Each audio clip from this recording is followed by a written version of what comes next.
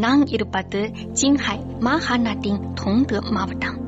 June மூலம் எடுக்கப்பட்ட இந்த வீடியோவில் கழுகு பார்வையில் முழு காட்சியை நீங்க கண்டு ரசிக்கலாம். தாய் ஆறு என அழைக்கப்படும் மஞ்சள் ஆற்றின் நீர் ஓட்டம் ஷிஜாங் தன்ஷா தேசிய நிலவியல் பூங்காவின் சிவப்பு நிற நிலப்பரப்பு.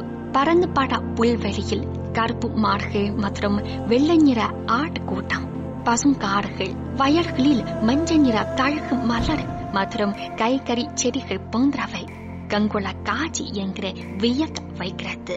கடல் மடத்திலிருந்து 3 கிலோமீட்டர் உயரத்தில் விண்ண விண்ணமான பீடபூமி காட்சி மனிதர்கள் இயற்கையோடு இணக்கமாக வாழ்ந்து வருவதை எடுத்து காட்டுகிறது. 2023 ஆண்டு முதல் தெளிந்த நீர் மற்றும் பசுமை மலர் தங்கம் போன்ற மதிப்புமிக்கது என்ற வளர்ச்சி கோட்பாட்டை புதுமையான முறையில் நடைமுறைப்படுத்தும் தளம் தொங்கவில் உருவாக்கப்பட்டது.